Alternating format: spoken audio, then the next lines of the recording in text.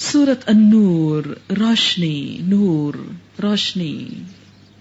سورت النور وہ سورت ہے جس میں پردے کے احکامات بیان ہوئے ہیں، اور اس سورت کا نام روشنی رکھا گیا۔ ہم سمجھتے ہیں کہ اگر ہم نے پردہ کر لیا تو اندھیروں میں چلے جائیں گے، بیکورڈنس ہو جائے گی، 1400 سال پرانی باتیں ہوں گی۔ نہیں، روشنی ہوگی، روشنی۔ النور، بسم اللہ الرحمن الرحیم، سورۃ انزلناها وفرضناها، ایک سورت جسے ہم نے اتارا ہے، ہم نے اتارا، اللہ نے اتارا۔ اللہ کی بات کسی انسان کی نہیں، نہ میری نہ تیری، اللہ کی بات۔ اور اتار کر ہم نے کیا کیا؟ وفرضناها، اسے ہم نے فرض کیا، سنت یا نفل نہیں، چوائس نہیں، فرض ہیں اس کے احکامات۔ فرض صرف نماز ہی فرض نہیں، کچھ اور بھی فرض ہے۔ ہم میں سے بہت سے لوگ نماز کا فرض تو شوق سے ادا کر لیتے ہیں، لیکن دوسرے فرائض سے پہلو تہی کر جاتے ہیں، یہ سوچ کر کہ کوئی ضروری تھوڑی ہے۔ نہیں، سورتن، ایک سورت، اور یہ اتنا انوکھا انداز ہے، کسی دوسری سورت میں یہ نہیں کہا گیا کہ یہ ہم نے اتاری اور ہم نے فرض کی۔ پورے قرآن میں آپ کو یہ انداز نہیں ملے گا۔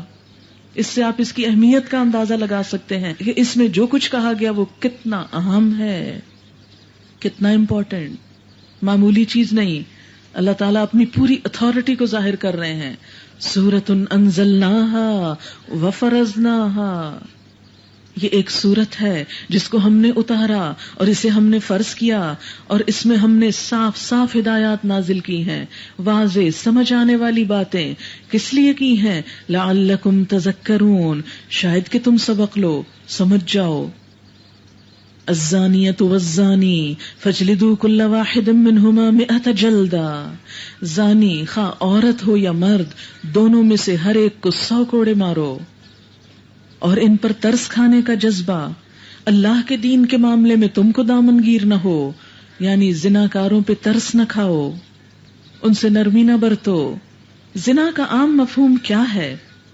اس سے ہر شخص کو واقف ہونا چاہیے کہ ایک مرد اور ایک عورت کا بغیر اس کے کہ ان کے درمیان کوئی جائز رشتہ ازدواج ہو، کوئی شادی کا رشتہ ہو، باہم مباشرت کا ارتکاب کریں، یعنی فزیکل سیکشل ریلیشن شپ، اس فعل کا اخلاقاً برا ہونا، مذہباً گناہ ہونا یا معاشرتی حیثیت سے معیوب ہونا ہر دور میں رہا ہے۔ یہ ہمیشہ ایک قابل اعتراض چیز رہی، لیکن آج کے جدید دور میں کچھ لوگوں نے، جنہوں نے اپنی عقل کو اپنے نفس کے تابع کر دیا، انہوں نے اسے برائی نہیں سمجھا۔ ان کے نزدیک اگر کسی شخص پر جبراً ایسا ہوتا ہے تو برائی ہے، اگر کوئی اپنے آپ کو خوشی سے آفر کر رہا ہے اپنی مرضی اور پسند سے تو پھر وہ برائی نہیں۔ لیکن دین اسلام میں دونوں ہی صورتیں بری ہیں، جرم ہے، گناہ ہے، اتنا بڑا گناہ ہے کہ جس کی سزا دنیا میں بھی دی گئی، کہ اگر پتا چل جائے تو دنیا میں بھی اس کی سزا دو، ایسی عبرتناک سزا سب کے سامنے کہ دوسرے دیکھنے والے اس سے ہول کھائیں اور اس جرم سے باز آ جائیں۔ کیوں اتنی بڑی سزا؟ کیوں اتنی ریجیڈیٹی؟ کیوں؟ کیونکہ کچھ لوگ ان سزاؤں کو وحشیانہ پھر قرار دینے لگتے ہیں۔ بات یہ ہے کہ اس کے نتیجے میں نسل انسانی جنم لیتی ہے، اور ایک انسان کا بچہ اپنی پرورش کے لیے، اپنی شخصیت کی تکمیل کے لیے صرف جنم لینا اس کے لیے کافی نہیں کہ وہ کسی کا بھی نطفہ اور کسی کے بھی پیٹ میں پلے اور کہیں بھی جنم لے اور ختم نہیں۔ اسے اپنی پرورش، پیدائش، نگہداشت، شخصیت کی تکمیل کے لیے ماں کی محبت بھی چاہیے، باپ کا سایہ بھی چاہیے، اسے بہترین تربیت اور نگہداشت چاہیے، اور تنہا عورت اس بوجھ کو اٹھا نہیں سکتی۔ اور اگر وہ مرد اس کا ساتھ نہ دے جو اس بچے کو وجود میں لانے کا سبب ہے تو یہ عورت کے اوپر ایک بہت بڑا ظلم ہے۔ زنا پہ سختی کر کے دراصل عورت کی عزت، عورت کی حیثیت کو پروٹیکٹ کیا گیا، کیونکہ اس طریقے سے عورت پر صریحاً ظلم ہے، بوجھ ہے کہ وہ ایک ایسے بچے کو 9 مہینے پیٹ میں رکھے کہ جس کا پیدا کرنے کے بعد کوئی والی وارث نہیں، جو اس کا دکھ درد سمجھنے والا نہیں، جو اس کو اس ساری تکلیف کے دوران سہارا دینے والا کوئی نہیں، اور جو اس بچے کے پیدا ہونے کے بعد اس کا خرچ اٹھانے والا کوئی نہیں۔ انسان انسان ہے، جانور نہیں۔ جانوروں کے بچے بھی اپنی ابتدائی دور میں ماں باپ کے ساتھ پلتے ہیں، تو انسان کا بچہ صرف کسی ہوم میں، کسی ہاسپٹل میں، کسی ڈے کیئر میں کیسے پل سکتا ہے کہ جس کے اوپر صرف ایک مشینی لک آفٹر ہو اور ماں کی محبت نہ ہو؟ پھر وہ بچہ کوئی خالہ نہ ہو، ماموں نہ ہو، چچا نہ ہو، پھوپھی نہ ہو، دادی نہ ہو، نانی نہ ہو، اتنے ڈھیر سارے پیار کے رشتوں سے محروم ہو کے پلے۔ وہ انسان، اس کے دل میں بڑے ہو کر انسانیت کی محبت، انسانیت کی قدر اور انسانیت کے لیے رحم کے جذبات کہاں سے آئیں گے؟ جس بچے کو بے نام و نشان بغیر کسی محبت کے پلنا پڑا، وہ بڑے ہو کر کسی کو محبت اور کیئر کیسے دے سکتا ہے؟ اس لیے اللہ تعالیٰ نے انسانی نسل کی پیدائش کے لیے سخت ڈسپلن اور ضابطہ رکھا کہ ایک مرد اور عورت ایک قانون میں، ایک ایسے معاہدے میں جس پر وہ بندوں کو بھی گواہ بنائے، اللہ کو بھی گواہ بنائے، اور ایک دوسرے کے حقوق کا خیال رکھتے ہوئے نئی نسل کو پیدا کریں، ان کے بھی حقوق کا خیال رکھیں، اور دونوں ایک دوسرے کی ذمہ داریاں بھی پوری کریں، اور اس کے ساتھ ساتھ وہ اپنے اس کپل میں ایک دوسرے کے ساتھ بے وفا بھی نہ ہوں۔ کیونکہ جب عورت کو پتہ چلتا ہے کہ اس کا شوہر کسی اور میں انٹرسٹڈ ہے تو وہ اپنی ذات میں بھی انٹرسٹ چھوڑ دیتی ہے، اپنے بچوں میں بھی انٹرسٹ چھوڑ دیتی ہے، اپنے گھر کو بھی صحیح معنی میں صحیح طور پر لک آفٹر نہیں کر سکتی۔ اسی طرح اگر کسی شوہر کو یہ شک ہو جائے کہ اس عورت کے پیٹ میں پلنے والا بچہ میرا نہیں کسی اور مرد کا ہے، تو وہ کبھی بھی شوق سے اپنی بیوی پر اور بچے پر اور گھر پر خرچ نہیں کر سکتا، وہ یکسوئی سے کما نہیں سکتا، اور اس طرح ایک خاندان جب ٹوٹتا ہے، ایک خاندان کے اندر جنگ ہوتی ہے، تو یہ اس کے اثرات صرف خاندان نہیں، 2 افراد کے درمیان نہیں، پورے معاشرے تک پھیلنا شروع ہو جاتے ہیں۔ کبھی آپ نے سوچا کہ آج کے دور میں ڈائیورس کا ریٹ مغرب میں تو بڑھا تھا، ہمارے ملک میں بھی کیوں بڑھتا چلا جا رہا ہے؟ اس کی بنیادی وجہ یہ ہے کہ خاندانی زندگی کے بندھن ڈھیلے ہونے لگے، مرد اور عورت آپس میں وفادار ہونے کی بجائے بے وفا ہوتے چلے گئے، اپنی بیوی گھٹیا چیز نظر آنے لگی، اور اس کے برعکس باہر بہت سی چیزیں بہت خوبصورت اور بہت اعلیٰ درجے کی، اپنی خون پسینے کی کمائی اپنی بیوی پہ خرچ کرنے کی بجائے اور عورتوں پہ خرچ ہو رہی ہے۔ یہ کہاں کا انصاف ہے؟ کیا یہ عورت کے اوپر ظلم نہیں؟ تو زنا سے جب بچایا گیا یا بچنے کو کہا گیا تو دراصل عورت کو پروٹیکٹ کیا گیا، اس کی حفاظت کی گئی کہ وہ ایک قیمتی چیز ہے، اسی لیے ہر اس راستے کو بند کر دیا گیا جہاں سے زنا کا ارتکاب ہو سکتا ہو۔ سب سے پہلے انسان کے نفس کی اصلاح کی گئی، آخرت کی باز پرس کا خوف دلایا گیا، نکاح کی تمام آسانیاں پیدا کی گئیں، ایک بیوی سے تسکین نہ ہو تو 4 تک کی اجازت دی گئی کہ شادی کے بغیر مت رکھو تعلق کسی سے، جس عورت سے تعلق رکھو اس کے سارے حقوق پورے کرو، اسے عزت کے ساتھ ٹھکانہ دو۔ پھر اسی طرح اگر باہم موافقت نہ ہو تو طلاق اور خلا کا راستہ رکھا، اور باہم خاندانوں کو ایک دوسرے کے ساتھ ان 2 یعنی کپل کے درمیان اگر کوئی لڑائی جھگڑا ہو تو انہیں ایک دوسرے کے درمیان صلح کرانے کے لیے، مصالحت کے لیے افراد مقرر کیے گئے، اور حتیٰ کہ لونڈی غلاموں کو بھی مجرد نہ چھوڑا جائے، ان کو بھی گھروں میں پروٹیکشن دی جائے، اور زنا کی رغبت دلانے والی تمام چیزوں کو بین کیا جائے، فحاشی اور عریانی کو ختم کیا جائے، پروسٹیٹیوشن کو ختم کیا جائے، تاکہ گھر محفوظ رہیں، مردوں کی دلچسپی اپنے گھروں، اپنی بیوی، اپنے بچوں کے ساتھ رہے، اسی طرح عورتوں کی دلچسپی اپنے بچے اور اپنے شوہر کے ساتھ رہے، اور ایک گھر پوری وفاداری کے ساتھ پروان چڑھے، جس میں خوشیاں ہی خوشیاں ہوں، جس میں آپس میں ایک دوسرے پر اعتماد ہو، آپس میں ایک دوسرے کے لیے سکون ہو، ایک دوسرے کے لیے خوشی ہو، نہ کہ ایک دوسرے کو کاٹ کھانے کو دوڑیں۔ لہذا ایسی تمام چیزیں جو انسان کو بے حیائی کی طرف لے جاتی ہوں، ان تمام چیزوں کو بین کیا گیا، اور اسی لیے عورت کو اپنی زیب و زینت کو چھپا کر رکھنے کا حکم دیا گیا، عورت کو پردے کا حکم اسی وجہ سے دیا گیا تاکہ نگاہیں محفوظ رہیں، تاکہ دل محفوظ رہیں، اور تاکہ دل بھی بے وفا نہ ہوں۔ پھر فرمایا کہ تمہیں ان کے معاملے میں، زانی اور زانیہ کے معاملے میں کوئی ترس تمہارے دل میں نہ آئے، یعنی جب ان پہ حد جاری کرو، اگر تم اللہ اور روز آخر پر ایمان رکھتے ہو، یعنی پھر تمہارے اندر ان کے لیے ترس نہیں ہوگا، بلکہ ان کو ایسی سزا دو گے کہ پھر وہ اس سے باز آئیں، اور نہ صرف یہ کہ وہ بلکہ دیکھنے والے بھی، اور ان کو سزا دیتے وقت اہل ایمان کا ایک گروہ موجود رہے، یعنی پبلکلی سزا دی جائے، جرم ایسا تھا جو چھپ کے کیا، لیکن اگر ظاہر ہو گیا تو سب کے سامنے بے عزتی اور رسوائی کی جائے، تاکہ آئندہ دوسرے لوگ ان پر نظر رکھیں، چیک کریں.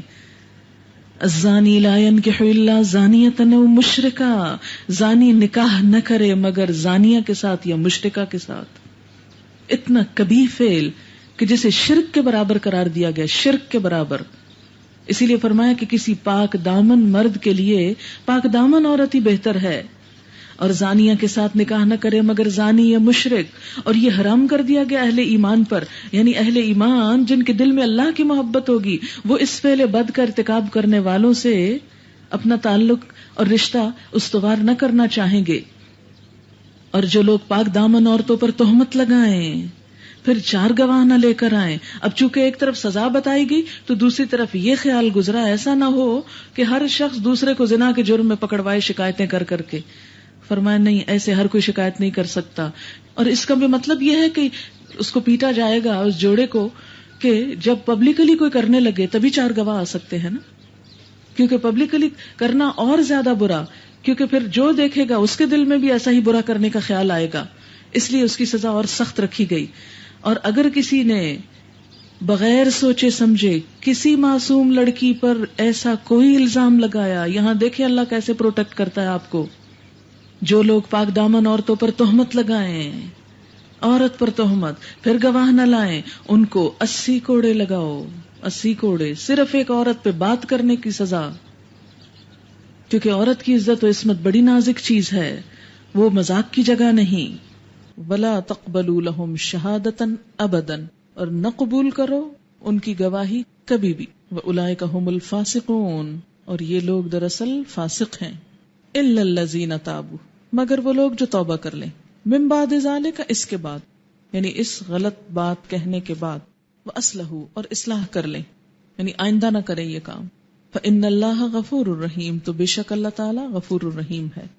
یہ حکم کیوں دیا گیا؟ اس لیے کہ معاشرے میں لوگوں کے سکینڈلز کو عام نہ کیا جائے، ناجائز تعلقات کے چرچے قطعی طور پہ بند کر دیے جائیں، کیونکہ اس سے بڑی خرابیاں اور برائیاں پھیلتی ہیں. کیونکہ آپ دیکھیں کہ جب اس قسم کی باتیں معاشرے میں ہوتی ہیں تو لوگوں کی جھجک ختم ہوتی. والذین یرمون ازواجہم، اور جو لوگ اپنی بیویوں پہ الزام لگائیں اور ان کے پاس خود ان کے اپنے سوا کوئی دوسرے گواہ نہ ہوں، تو ان میں سے ایک شخص کی شہادت یہ ہے کہ 4 مرتبہ اللہ کی قسم کھا کر گواہی دے کہ وہ اپنے الزام میں سچا ہے. اب یہ ہے کہ کسی اور کے لیے تو 4 گواہ ہو سکتے ہیں، اگر نہیں تو انسان چپ کر جائے، لیکن اگر کوئی اپنی بیوی کو دیکھ رہے تو کیسے چپ ہو؟ تو پھر کیا وہ اس کے ساتھ رہے یا اس کی کوئی سزا نہ ہو؟ تو ایسے میں فرمایا کہ اگر 4 نہیں تو 4 قسمیں کھاؤ کہ وہ اپنے الزام میں سچا ہے. 5ویں بار کہے کہ اس پر اللہ کی لعنت ہو اگر وہ جھوٹا ہو. اور عورت سزا سے اس طرح ٹل سکتی ہے کہ وہ 4 مرتبہ اللہ کی قسم کھا کر شہادت دے کہ یہ شخص اپنے الزام میں جھوٹا ہے، اور 5ویں مرتبہ کہے کہ اس بندی پر اللہ کا غضب ٹوٹے اگر وہ اپنے الزام میں سچا ہو. تم لوگوں پر اللہ کا فضل اور اس کا رحم نہ ہوتا اور یہ بات نہ ہوتی کہ اللہ بڑا التفات فرمانے والا اور حکیم ہے، تو بیویوں پہ الزام کا معاملہ تمہیں بڑی پیچیدگی میں ڈال دیتا. اس لیے اللہ نے آسانی کر دی اور معاملہ اس طرح نپٹا دیا. ان الذین جاءوا بالافک عصبۃ منکم، سورۃ نور کے نازل ہونے کا سبب ایک واقعہ بنا تھا. اللہ تعالیٰ نے قرآن کو عملی زندگی کے واقعات کے ساتھ ساتھ اتارا، اس سے پہلے یا بعد میں نہیں، تاکہ پریکٹیکلی لوگوں کو گائیڈ لائن ملے اور وہ اپنی عملی زندگی بدلتے چلے جائیں. وہ واقعہ کیا ہے؟ وہ واقعہ تاریخ میں افک کے نام سے مشہور ہے. واقعہ افک، افک کہتے ہیں بہت بڑے جھوٹ کو، یعنی جھوٹ میں بھی بڑا جھوٹ. وہ جھوٹ کیا تھا؟ ہوا یہ کہ نبی اکرم صلی اللہ علیہ وسلم کا طریقہ یہ تھا کہ جب آپ سفر پہ جاتے تو قرہ ڈال کر فیصلہ فرماتے کہ بیویوں میں سے کس کو آپ ساتھ لے جائیں گے. تو غزوہ بنی المصطلق کے موقع پر قرہ اندازی میں حضرت عائشہ کہتی کہ میرا نام نکلا، میں آپ کے ساتھ گئی. واپسی پر جب ہم مدینے کے قریب تھے، ایک منزل پر رات کے وقت نبی صلی اللہ علیہ وسلم نے پڑاؤ کیا. رات کا کچھ حصہ باقی تھا کہ کوچ کی تیاریاں شروع ہو گئی. میں اٹھ کر رفع حاجت کے لیے گئی. جب پلٹنے لگی تو قیام گاہ کے قریب پہنچ کے مجھے لگا کہ میرا ہار ٹوٹ کر کہیں گر پڑا ہے. میں اسے تلاش کرنے میں لگ گئی. اتنے میں قافلہ روانہ ہو گیا. قاعدہ یہ تھا کہ کوچ کے وقت میں اپنے ہودے کے پالکی میں بیٹھ جاتی، 4 آدمی اٹھا کے اونٹ پہ رکھ دیتے. ہم عورتیں اس زمانے میں غذا کی کمی کی وجہ سے بہت ہلکی پلکی تھیں. میری پالکی اٹھاتے وقت لوگوں کو محسوس ہی نہ ہوا کہ میں اس میں ہوں نہیں. وہ بے خبری میں خالی پالکی اٹھا کے اونٹ پہ رکھ کے روانہ ہو گئے. جب میں واپس پلٹی تو وہاں کوئی نہ تھا.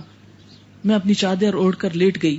دل میں سوچا کہ آگے جا کے جب یہ مجھے نہیں پائیں گے تو واپس آ کے یہیں ڈھونڈیں گے. اسی حالت میں مجھے نیند آ گئی. صبح کے وقت صفوان بن معطل سلمی اسی جگہ سے گزرے جہاں میں سو رہی تھی اور مجھے دیکھتے پہچان گئے, کیونکہ پردے کا حکم آنے سے پہلے وہ مجھے کئی دفعہ دیکھ چکے تھے. اور یہ صاحب بدری صحابی تھے اور ان کو یہ ڈیوٹی دی گئی تھی کہ قافلے کے پیچھے بعد میں کچھ چیزیں دیکھتے ہوئے آئیں. اور ان کو صبح سونے کی عادت بھی تھی, کچھ انہیں ایک طرح سے بیماری تھی, تو اس وجہ سے اب وہ دیر سے مدینہ جا رہے تھے. انہوں نے راستے میں اونٹ روک لیا اور دیکھا کہ حضرت عائشہ ہیں تو انا للہ و انا الیہ راجعون پڑھا اور کہا کہ نبی صلی اللہ علیہ وسلم کی بیوی یہاں رہ گئی.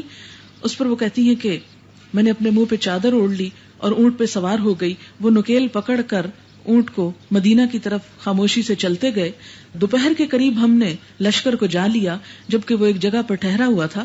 لشکر والوں کو ابھی یہ پتہ نہ چلا تھا کہ میں پیچھے چھوٹ گئی ہوں. اس پر بہتان اٹھانے والوں نے بہتان اٹھا دیے اور ان میں سب سے پیش عبداللہ بن ابی تھا اور وہ کہہ کیا رہا تھا, خدا کی قسم یہ بچ کر نہیں آئی.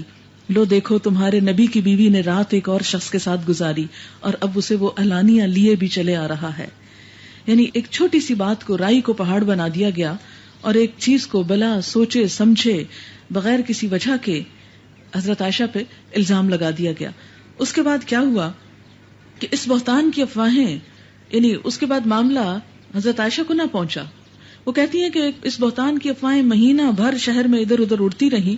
نبی صلی اللہ علیہ وسلم سخت اذیت میں مبتلا رہے. میں روتی رہی, میرے والدین انتہائی پریشان اور رنج و غم میں مبتلا رہے. آخر ایک روز حضور تشریف لائے اور میرے پاس بیٹھے اور اس پر وحی نازل ہوئی اور حضرت عائشہ رضی اللہ تعالی عنہا کی برات نازل ہوئی.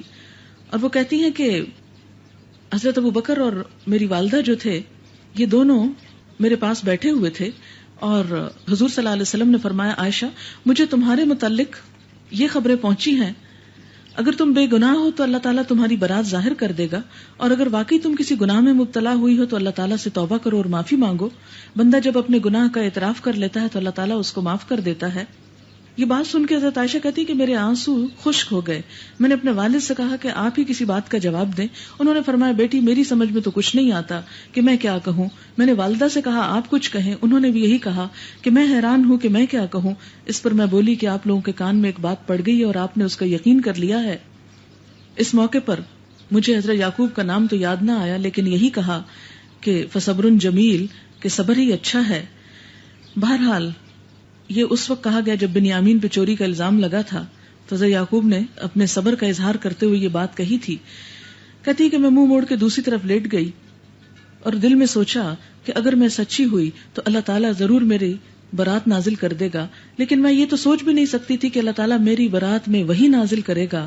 اور پھر وہ کہتی ہیں کہ اس دوران میں نبی صلی اللہ علیہ وسلم کی کیفیت بدلی اور آپ پر وحی کی کیفیت طاری ہوئی اور یہ آیات اتری جو قیامت تک قرآن میں شامل ہو گئی اور قیامت تک پڑھی جائیں گی.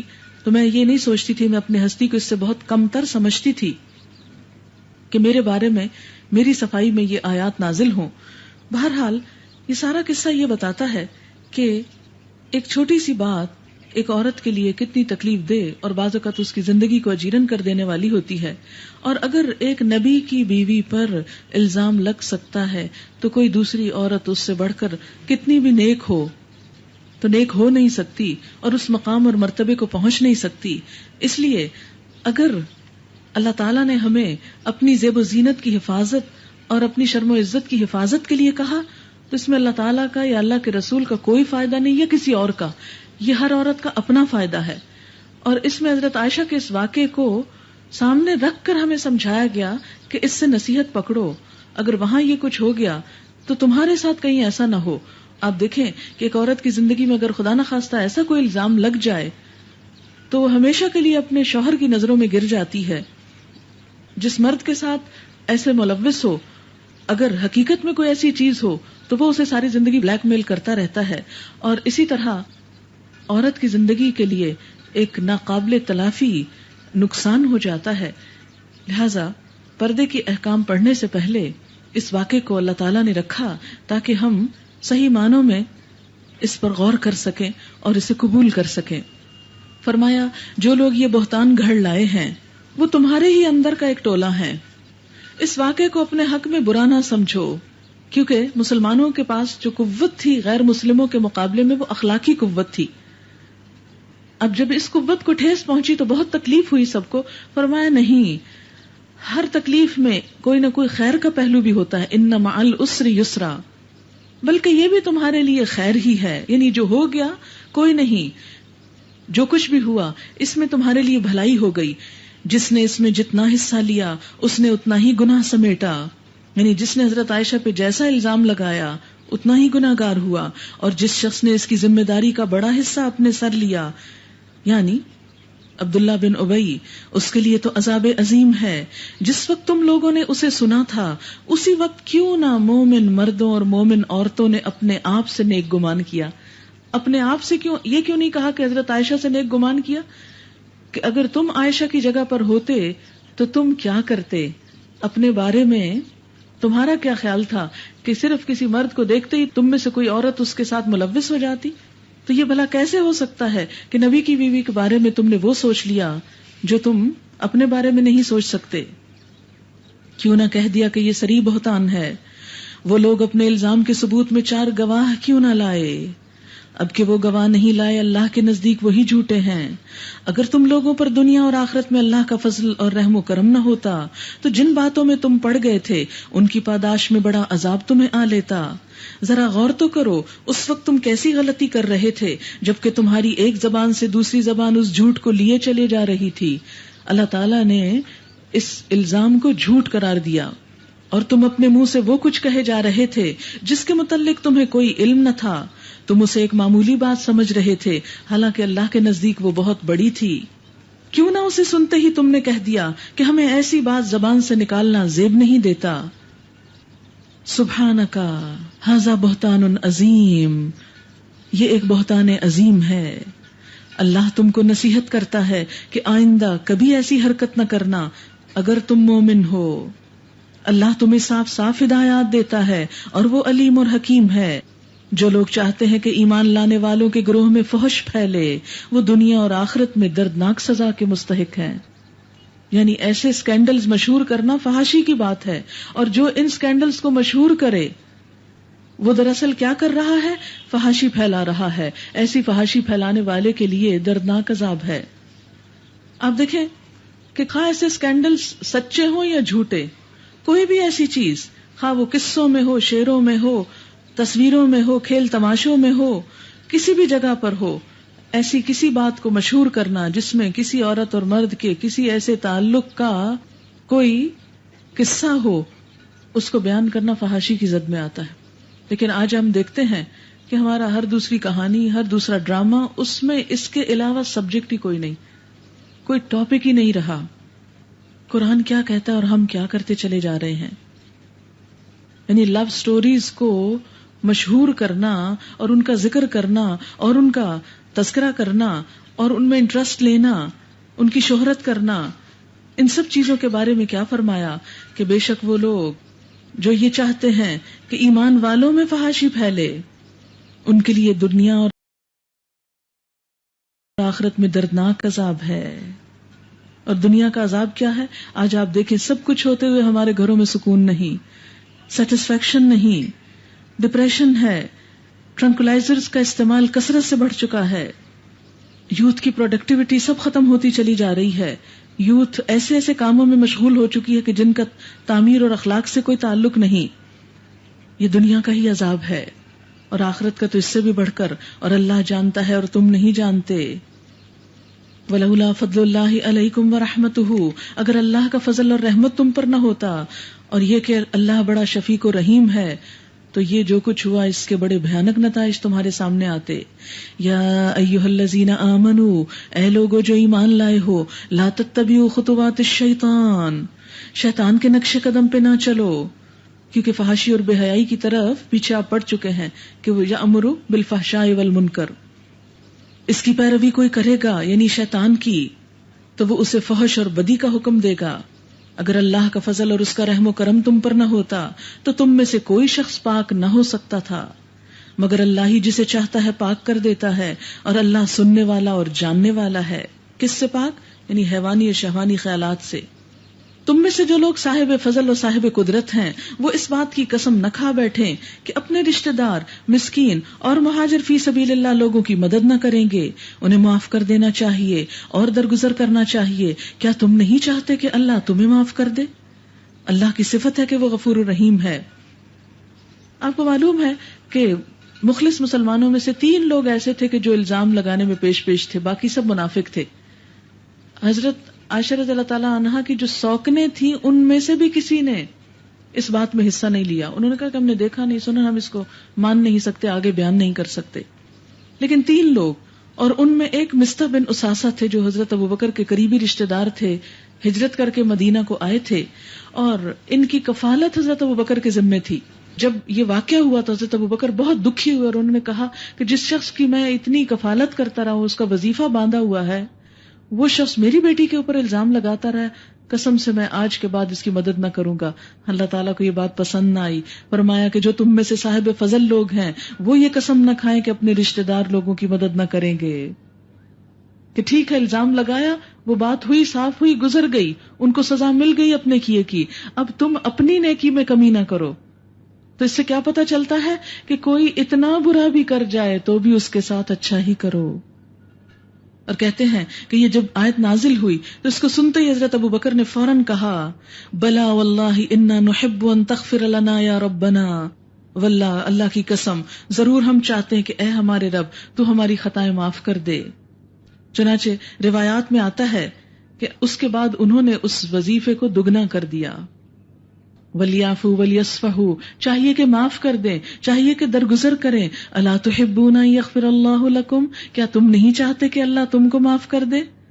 تو جو چاہتا ہے کہ اللہ اس کو معاف کر دے، اسے چاہیے کہ دوسروں کے قصور معاف کیا کرے۔ وَاللَّهُ غَفُورٌ رَحِيمٌ، اور اللہ تو ہے ہی غفور الرحیم۔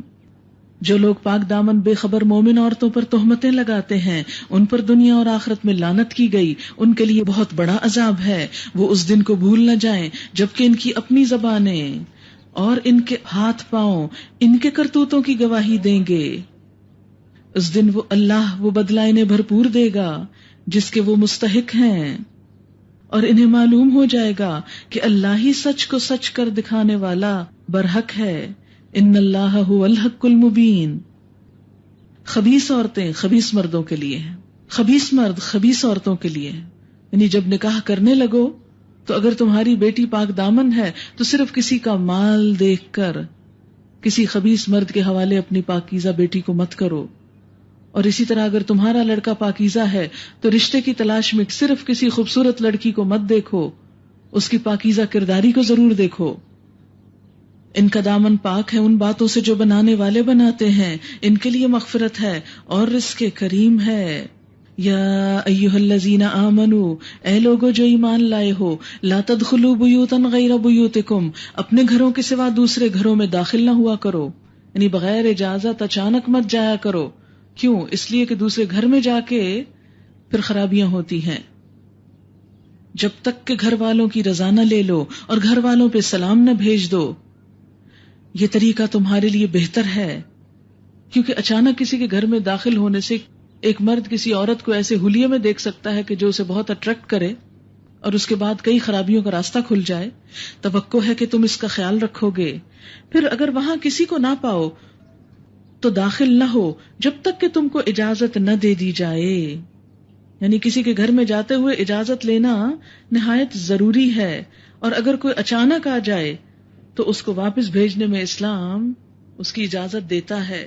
یہاں تک فرمایا کہ اگر کوئی اجازت مانگے تو 3 دفعہ مانگے، چوتھی دفعہ اجازت نہ ملے تو بغیر اس کے واپس آ جائے۔ وَإِن قِيلَ لَكُمُ ارْجِعُوا فَارْجِعُوا، اور اگر تم سے کہا جائے کہ پلٹ جاؤ، واپس ہو جاؤ، تو واپس چلے جاؤ۔ ہے کوئی ہم میں سے جو یہ کہہ سکے کسی کو کہ میں اس وقت مصروف ہوں، واپس چلے جاؤ؟ ذرا کہہ کے تو دیکھیں۔ لیکن یہ نہ کہہ کے ہم نے اپنی زندگیوں کو کتنا بیکار کر لیا ہے۔ بعض اوقات انتہائی ضروری کام کر رہے ہوتے ہیں لیکن تکلفاً مروتاً دوسرے کے پاس بیٹھ جاتے ہیں، اور اس کا نتیجہ کیا ہوتا ہے کہ اہم سے اہم کام چھوٹ جاتے ہیں۔ تو یہ سب کو کہا گیا کہ اگر تم سے کوئی کہے تو اس کو مائنڈ بھی نہ کرو پھر، کیونکہ سب کے لیے حکم ہے یہ تمہارے لیے زیادہ پاکیزہ طریقہ ہے، اور جو کچھ تم کرتے ہو اللہ اسے خوب جانتا ہے۔ البتہ تمہارے لیے اس میں کوئی مذائقہ نہیں کہ ایسے گھروں میں داخل ہو جاؤ جو کسی کے رہنے کی جگہ نہ ہو، یعنی پرائیویٹ ہاؤسز نہ ہوں، اور جن میں تمہارے فائدے یا کام کی کوئی چیز ہو، جیسے ہاسپٹل، سکولز وغیرہ۔ تم جو کچھ کرتے ہو ظاہر اور جو کچھ چھپاتے ہو سب کی اللہ کو خبر ہے۔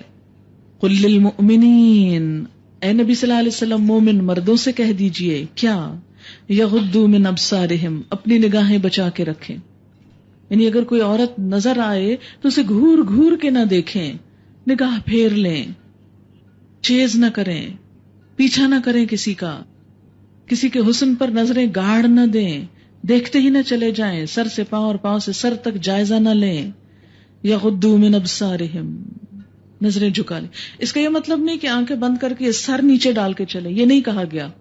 یغضوا من ابصارہم، بعض نگاہیں بچا کے رکھیں، بعض نگاہیں یعنی کہ شہوت کی نگاہ نہ ڈالیں، اور اپنی شرمگاہوں کی حفاظت کریں، یعنی زنا سے پرہیز کریں۔ ان کے لیے زیادہ پاکیزہ طریقہ یہی ہے، جو کچھ وہ کرتے ہیں اللہ اس سے باخبر رہتا ہے۔ اور صرف مردوں کو حکم نہیں، عورتوں کو بھی ہے۔ وَقُلْ لِلْمُؤْمِنَاتِ يَغْضُضْنَ مِنْ أَبْصَارِهِنَّ، مومن عورتوں سے کہہ دیجئے اپنی نگاہیں جھکا کے رکھیں، اور اس میں بھی من ابصارہن ہے، بعض نگاہیں یعنی جو خراب نظریں ہیں، یعنی کوئی جیسے لڑکی کسی لڑکے کو اگر اس میں اٹریکشن ہو تو اسے دیکھتی چلی جائے، کیونکہ فرمایا پہلی نظر تو معاف ہے۔ حضرت علی رضی اللہ تعالیٰ عنہ سے روایت ہے کہ آپ نے فرمایا کہ پہلی نظر تو معاف ہے لیکن دوسری کا حساب ہوگا۔ اگر کہیں اٹریکشن محسوس ہو فوراً نگاہ پھیر لی جائے تاکہ بات آگے نہ بڑھے۔ اور اے نبی صلی اللہ علیہ وسلم مومن عورتوں سے کہہ دو کہ اپنی نظریں بچا کر رکھیں، یعنی ڈرائیور ہو، چوکیدار ہو، کسی دکان پر کھڑے ہوں، کسی بازار میں کھڑے ہوں، معاملہ کریں گے دکاندار کو بھی آپ دیکھیں گے، دیکھنا مطلقاً منع نہیں ہے، لیکن جہاں اٹریکشن ہو تو فوراً منہ موڑ لیں، اپنے آپ کو بچائیں، اس جگہ سے ہٹا لیں، اور ہنس ہنس کے مذاق میں دکانوں پہ باتیں نہ کریں، کیونکہ بعض اوقات عورتیں اپنا آپ بیچ کے چیز سستی لے رہی ہوتی۔ اتنا گھٹیا لگتا ہے اس وقت مجھے کہ جب کوئی عورت بہت مسکرا کے، بہت لجا کے، نازو انداز میں، بہت ہنس ہنس کے کسی دکاندار سے معاملہ کر رہی ہوتی، میں سوچتی ہوں کہ اپنا حسن بیچ کی چیز سستی لینی ہے، کتنے دن چلے گی یہ چیز؟ کیا عورت اتنی سستی اور بیکار چیز ہے کہ اپنا آپ پیش کر کے چیزیں لے؟ وَيَحْفَظْنَ فُرُوجَهُنَّ، اپنی شرمگاہوں کی حفاظت کریں، وَلَا يُبْدِينَ زِينَتَهُنَّ، اور اپنی زینت کو ظاہر نہ کریں، اپنی خوبصورتی ظاہر نہ کریں، خواہ وہ جسم کے اندر ہو، خواہ وہ لباس کے اندر ہو، خواہ وہ میک اپ کی شکل میں ہو، اپنی زینت، اپنا حسن نمایاں نہ کریں بجز اس کے جو خود ظاہر ہو جائے۔ یعنی مثلاً اگر آپ نے چادر پہنی ہے تو چادر تو نظر آئے گی، آپ کا اگر قد لمبا اونچا ہے یا جسم سمارٹ ہے تو وہ تو چلتے ہوئے پتہ چلے گا، وہ تو آپ نہیں چھپا سکتے، الا یہ کہ آپ گھر کے اندر بیٹھ جائیں۔ تو یہ تو نہیں کہا کہ بالکل ہی گھر میں بیٹھ جائیں، ضرورت کے لیے نکلنے کی اجازت ہے، لیکن اصل بات کیا ہے کہ کیا کیا جائے کہ جو زینت اٹریکشن کی چیز ہے اس کو بچایا جائے۔ وَلْيَضْرِبْنَ بِخُمُرِهِنَّ عَلَى جُيُوبِهِنَّ، اور اپنے خمار، اپنے دوپٹے اپنے سینوں پہ ڈال کے رکھیں۔ اچھا، اس سے ایک بڑی دلچسپ بات پتہ چلتی ہے، بہت سے خواتین کو میں نے یہ کہتے سنا ہے کہ دیکھیے بھئی قرآن میں سینے پہ دوپٹہ ڈالنے کا کہا ہے، سر ڈھانکنے کا نہیں کہا۔ تو یہاں میں عرب لغت میں لفظ خمار کی وضاحت کروں گی۔ لفظ خمار خمر سے ہے، خمر وہ جو ڈھانپ لے۔ خمار عربوں کے اندر اس کپڑے کو کہا جاتا ہے جس سے سر ڈھانپا جاتا تھا، جیسے قمیص سے جسم ڈھانپا جاتا ہے، شلوار سے ٹانگیں اور دوسرا جسم ڈھانپا جاتا ہے، ایسے ہی خمار سے سر ڈھانپا جاتا تھا۔ سر کی اوڑھنی کے ڈریس کو خمار کہا جاتا تھا۔ تو عرب عورتیں کیسے پہنتی تھیں؟ آج بھی اگر آپ نے دیکھا، جیسے کشمیری عورتیں اگر آپ کو کبھی نظر آئیں تو وہ کیا کرتی ہیں کہ خمار اوڑھ کے، یعنی اسکارف اوڑھ کے، تو اس کو آگے ڈالنے کی بجائے پیچھے کو ڈال دیتی ہیں، اور اس سے گلا اور سینہ سب نمایاں ہوتا ہے۔ تو یہاں اس چیز کی دراصل تاکید کی جا رہی ہے کہ خمار کو پیچھے ڈالنے کی بجائے خمار کو آگے ڈالیں۔ خمار کا تصور ہی نہیں جب اس نے سر نہ ڈھکے، خمار ہے ہی سر کا کپڑا، تو لوگ چونکہ عربی لغت سے واقف نہیں ہوتے، اس کا اردو ترجمہ دوپٹہ پڑھتے ہیں، اور دوپٹے کو پھر وہی سمجھتے ہیں جو صرف گلے میں ڈالنے کی چیز ہے یا رسی بنانے کی چیز ہے، تو پھر اس کے بعد مس انڈرسٹینڈنگ کا شکار ہو جاتے ہیں۔ اب اگر یہ کہا جائے اپنی قمیص کو ٹخنوں تک لمبا کر لو، تو اس کا یہ مطلب تو نہیں کہ اوپر سے اتار لو۔ کیا یہ اتاری جا سکتی؟ کہ ہمیں کہا جا رہا ہے ٹخنوں تک قمیص لمبی پہنی، جیسے عرب پہنتے ہیں۔ اگر عرب کسی عورت سے کہا جائے شارٹس نہ پہنو، منی اسکرٹ نہ پہنو، ٹخنوں تک اس کو لمبا کرو، تو اس کا نعوذ باللہ یہ مطلب نہیں کہ اوپر سے ہٹا دو اور کہو کہ قرآن میں لکھا ہے صرف ٹخنے ڈھانکو۔ تو اس لیے یہ ایک بہت بڑی مس انڈرسٹینڈنگ ہے جو کریٹ کی گئی کہ قرآن میں لکھا ہے کہ سینے پہ بس دوپٹہ ڈالو۔ نہیں، خمار سر کا کپڑا ہے جو سینے تک آئے، اور سینے کا ذکر خاص طور پر اس لیے کیا کہ ان کے خیال میں بال تو ڈھانکنا کافی ہے، سینہ چونکہ خوبصورتی کی چیز ہے اس لیے اس کو نمایاں کر کے عورت کی ویلیو میں اضافہ ہوتا ہے۔ تو کہا نہیں، یہ تمہاری قدر و قیمت صرف تمہارے جاننے والے اور چاہنے والے کے سامنے ہی ہو، ہر ایک کے لیے مفت میں نہ ہو۔ وَلْيَضْرِبْنَ بِخُمُرِهِنَّ عَلَى جُيُوبِهِنَّ، چاہیے کہ سینوں پر اپنی اوڑھنیوں کے آنچل ڈال کے رکھیں، وہ اپنا بناؤ سنگھار ظاہر نہ کریں۔ وَلَا يُبْدِينَ زِينَتَهُنَّ، اپنی خوبصورتی ظاہر نہ کریں مگر ان لوگوں کے سامنے، شوہر۔ اور یاد رکھیں کہ یہ جو رشتے ہیں ان میں بھی ہر ایک کی پھر لمٹ مختلف ہے۔ قرآن میں صرف نام لیا گیا، اب شوہر کے سامنے جو زینت انسان ظاہر کر سکتا ہے وہ باپ کے سامنے نہیں کر سکتا، تو شوہر کی حقوق اور حدود الگ ہیں۔ تو اب آپ یہ کہیں کہ جتنا شوہر کے سامنے اتنا باپ کے سامنے، تو یہ تو ممکن ہی نہیں۔ تو اس لیے یہاں ان جنرل یہ بتا دیا گیا کہ کن کن کے سامنے عورت میک اپ کے ساتھ مثلاً جا سکتی ہے، یا کن کے سامنے خوبصورت ڈریس میں جا سکتی ہے، اور وہ کون ہے؟ سب سے نمبر 1 شوہر، نمبر 2 باپ، شوہروں کے باپ یعنی سسر یا خسر، اپنے بیٹے جن کو خود جنم دیا ہو، شوہروں کے بیٹے یعنی ستیلے بیٹے کسی اور بیوی سے لیکن شوہر کی اولاد، بھائی، سگے بھائی، بھائیوں کے بیٹے، اس میں ستیلے بھائی بھی پھر شامل ہو جاتے ہیں، بھائیوں کے بیٹے یعنی بھتیجے، بہنوں کے بیٹے یعنی بھانجے، اپنے میل جول کی عورتیں یعنی جن پر اعتماد ہو اور جو آپ کا حسن کہیں باہر بازار میں جا کے بیان نہ کرتی ہوں، یعنی جن سے آپ کو خطرہ نہ، آپ اپنی میل جول کی مسلمان عورتیں جو ہیں، او ما ملکت ایمانہن، یا اپنے مملوک یعنی غلام، او التابعین، غلاموں سے مراد وہ جو پیسوں سے خریدے ہو، یہ نہیں جو آج ایک گھر میں کام کریں اور کل دوسرے میں چلے جائیں اور پرسوں بغیر بتائے غائب ہو جائیں، یہ غلاموں کی زد میں نہیں آتے، اور ان کے سامنے اور ان میں بھی جو نوجوان ہوں ان کے سامنے زیب و زینت ظاہر نہیں کی جا سکتی۔